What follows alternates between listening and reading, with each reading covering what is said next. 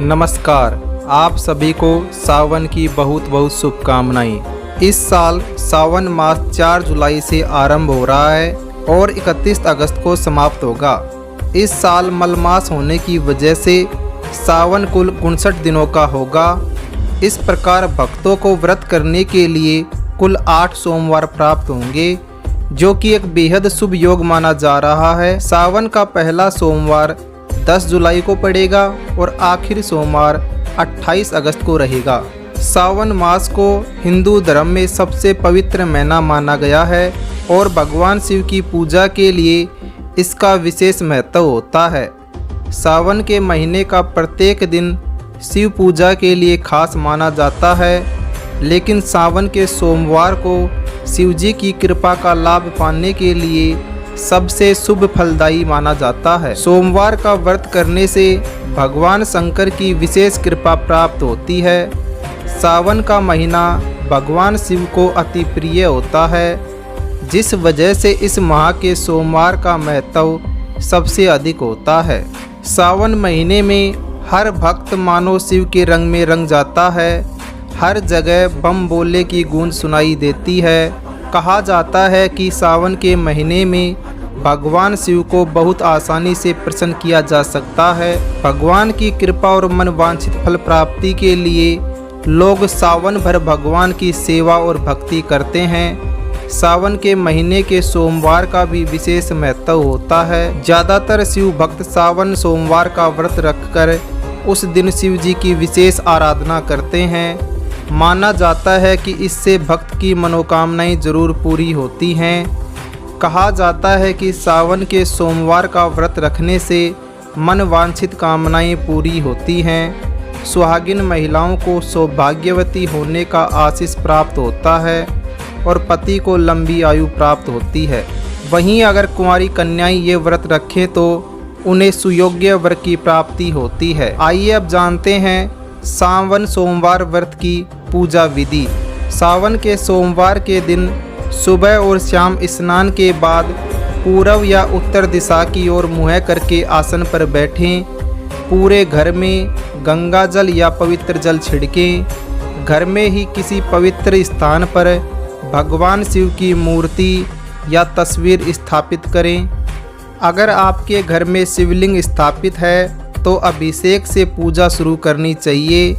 अभिषेक के बाद बेलपत्र, समित्रा, दूब, पूसा, कमल, नीलकमल, जवा फूल, कनेर, राई के फूल, धतूरा आदि से भगवान शिव प्रसन्न होते हैं। भगवान शिव का ध्यान करें।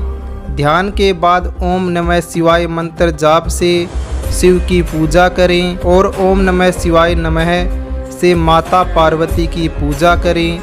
पूजा के बाद व्रत कथा सुने। इसके बाद आरती करें और पूजा के बाद प्रसाद वितरण करें। अब आइए सुनते हैं सावन के सोमवार की व्रत कथा। एक समय की बात है, किसी नगर में एक साहूकार रहता था। उसके घर में धन की कोई कमी नहीं थी, लेकिन उसकी कोई संतान नहीं थी। इस कारण वह बहुत दुखी था। पुत्र प्राप्ति के लिए वह प्रत्येक सोमवार व्रत रखता था और पूरी श्रद्धा के साथ शिव मंदिर जाकर भगवान शिव और पार्वती की पूजा करता था। उसकी भक्ति देखकर एक दिन माँ पार्वती प्रसन्न हो गई और भगवान शिव से उस साहूकार की मनोकामना पूर्ण करने का आग्रह किया। पार्वती जी की इच्छा सुनकर भगवान शिव ने कहा, हे पार्वती, इस संसार में हर प्राणी को उसके कर्मों का फल मिलता है और जिसके भाग्य में जो हो उसे भोगना ही पड़ता है। लेकिन पार्वती जी ने साहूकार की भक्ति का मान रखने के लिए उसकी मनोकामना पूर्ण करने की इच्छा जताई। माता पार्वती के आग्रह पर शिवजी ने साहूकार को पुत्र प्राप्ति का वरदान तो दिया, लेकिन साथ ही यह भी कहा कि उसके बालक की आयु केवल 12 वर्ष होगी।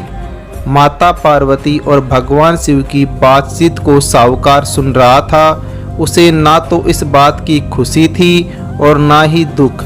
वह पहले की भांति शिवजी की पूजा करता रहा। कुछ समय के बाद साहूकार के घर एक पुत्र का जन्म हुआ। जब वह बालक 11 वर्ष का हुआ तो उसे पढ़ने के लिए काशी भेज दिया गया। साहूकार ने पुत्र के मामा को बुलाकर उसे बहुत सारा धन दिया और कहा, तुम इस बालक को काशी विद्या प्राप्ति के लिए ले जाओ और मार्ग में यज्ञ कराना। जहाँ भी यज्ञ कराओ वहाँ ब्राह्मणों को भोजन कराते और दक्षिणा देते हुए जाना। दोनों मामा भांजे इसी तरह यज्ञ कराते और ब्राह्मणों को दान दक्षिणा देते काशी की ओर चल पड़े। रात में एक नगर पड़ा जहाँ नगर के राजा की कन्या का विवाह था, लेकिन जिस राजकुमार से उसका विवाह होने वाला था वह एक आंख से काना था। राजकुमार के पिता ने अपने पुत्र के काना होने की बात को छिपाने के लिए एक चाल सोची। साहूकार के पुत्र को देखकर उसके मन में एक विचार आया और उसने सोचा, क्यों न इस लड़के को दूल्हा बनाकर राजकुमारी से विवाह करा दूं। विवाह के बाद इसको धन देकर विदा कर दूंगा और राजकुमारी को अपने नगर ले जाऊंगा। लड़के को दूल्हे के वस्त्र पहनाकर राजकुमारी से विवाह कर दिया गया, लेकिन साहूकार का पुत्र ईमानदार था, उसे यह बात न्याय संगत नहीं लगी। उसने अवसर पाकर राजकुमारी की चुन्नी के पल्ले पे लिखा कि तुम्हारा विवाह तो मेरे साथ हुआ है, लेकिन जिस राजकुमार के संग तुम्हें भेजा जाएगा वह एक आंख से काना है। मैं तो काशी पढ़ने जा रहा हूँ। जब राजकुमारी ने चुन्नी पर लिखी बातें पढ़ी तो उसने अपने माता पिता को यह बात बताई। राजा ने अपनी पुत्री को विदा नहीं किया, जिससे बारात वापस चली गई। दूसरी ओर साहूकार का लड़का और उसका मामा काशी पहुँचे और वहाँ जाकर उन्होंने यज्ञ किया। जिस दिन लड़के की आयु 12 वर्ष की हुई उसी दिन यज्ञ रखा गया। लड़के ने अपने मामा से कहा कि मेरी तबीयत कुछ ठीक नहीं है। मामा ने कहा, तुम अंदर जाकर सो जाओ। शिवजी के वरदान अनुसार कुछ ही देर में उस बालक के प्राण निकल गए। मृत भांजे को देख उसके मामा ने विलाप किया। संयोगवश उसी समय शिवजी और माता पार्वती उधर से जा रहे थे। पार्वती ने भगवान से कहा, स्वामी मुझे इसके रोने का स्वर सहन नहीं हो रहा, आप इस व्यक्ति के कष्ट को दूर करें। जब शिवजी मृत बालक के समीप गए तो बोले कि यह उसी साहूकार का पुत्र है जिसे मैंने 12 वर्ष की आयु का वरदान दिया था। अब इसकी आयु पूरी हो चुकी है। लेकिन मातृ भाव से विभोर माता पार्वती ने कहा, हे महादेव, आप इस बालक को और आयु देने की कृपा करें, अन्यथा इसके वियोग में इसके माता पिता भी तड़प तड़प कर मर जाएंगे। माता पार्वती के आग्रह पर भगवान शिव ने उस लड़के को जीवित होने का वरदान दिया। शिवजी की कृपा से वह लड़का जीवित हो गया। शिक्षा समाप्त करके लड़का मामा के साथ अपने नगर की ओर चल दिया। दोनों चलते हुए उसी नगर में पहुँचे जहाँ उसका विवाह हुआ था। उस नगर में भी उन्होंने यज्ञ का आयोजन किया।